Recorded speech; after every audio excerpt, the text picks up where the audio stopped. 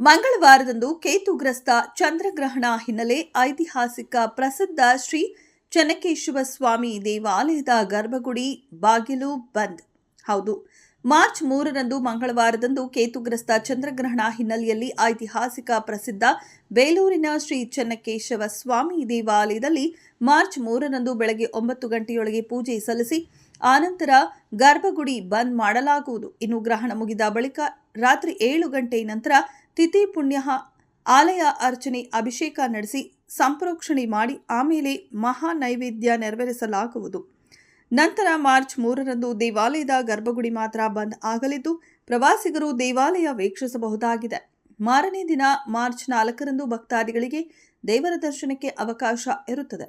ಇನ್ನು ಗ್ರಹಣದ ಪೂಜೆ ಸಲ್ಲಿಸುವವರು ಹುರುಳಿ ಮತ್ತು ಅಕ್ಕಿ ದಾನ ಕೊಟ್ಟು ಸಮರ್ಪಣೆ ಮಾಡಿದರೆ ನಿಮಿತ್ತ ನಕ್ಷತ್ರಗಳ ಶಾಂತಿ ನೆರವೇರುತ್ತದೆ. ಭಕ್ತಾದಿಗಳು ಸಹಕರಿಸುವಂತೆ ಮನವಿ ಮಾಡಿದ ದೇವಾಲಯದ ಪ್ರಧಾನ ಅರ್ಚಕ ಶ್ರೀನಿವಾಸ್ ಭಟ್ ಅವರು ವಿನಂತಿ ಮಾಡಿಕೊಂಡಿದ್ದಾರೆ. ಶಿವನಾಥಾಯ ನೇನಾನಂದಮೂರ್ತಿಯೇ ನೀರಾವರಿ ನಿವಾಸಾಯ ಪ್ರಜ್ಞಾನಾಯ ಸತ್ಯಂ ಸತ್ಯ ಉಪಯುಜ್ಯತೆ ದೇವಶಾಸ್ತ್ರ ಪರಮನಾಸ್ತಿ ನಿಲಯಂ ಕೇಶವಾತ್ ಪರಂ ಶ್ರೀಮತೆ ರಮಾನಂದಾಯ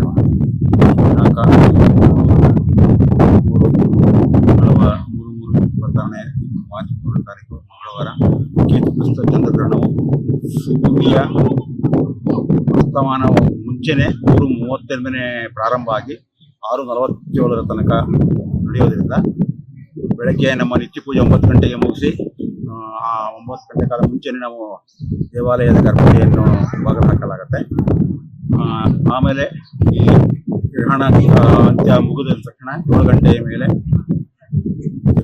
ಒಂದು ತಿಥಿ ಪುಣ್ಯ ಆಲಯಾರ್ಚನೆ ಅಂತರಂಗ ಅಭಿಷೇಕ ಎಲ್ಲ ನಡೆದು ಎಲ್ಲ ಕಡೆಗೆ ಸಂಪ್ರೋಕ್ಷಣೆಯಾಗಿ ಆಮೇಲೆ ಮಹಾ ನೈವೇದ್ಯ ಆಗಿ ಮತ್ತೆ ಮಾರನೇ ಬೆಳಗ್ಗೆನೆ ಎಲ್ಲರಿಗೂ ದೇವದರ್ಶನಕ್ಕೆ ಅವಕಾಶ ಕಾಣುತ್ತೆ.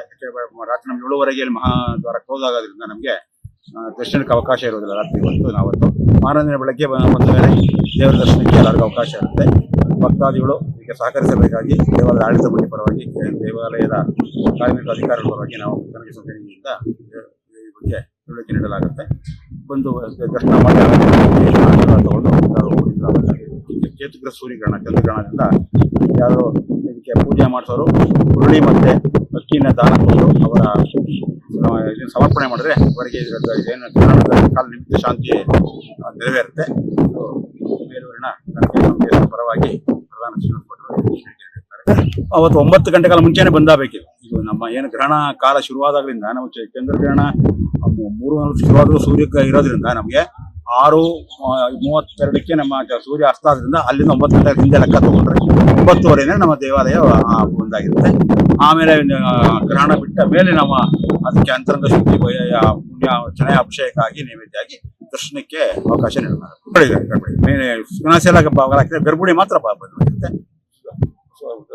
ಯಾತ್ರಾರ್ಥಿಗಳು ಯಾವುದೋ ಅನುಕೂಲ ಅಲ್ಲ. ಅವರು ಟೂರಿಸ್ಟ್ಗಳಿಗೆ ಅವ್ರ ದರ್ಶನ ಮಾಡ್ಕೊಂಡು ಶಿಲ್ಪಿಕಲ್ಲಿ ನೋಡೋಕೆ ಏನು ತೊಂದರೆ ಆಗಲ್ಲ. ಅವ್ರು ನೋಡ್ಕೊಂಡು ಹೋಗ್ಬೋದು.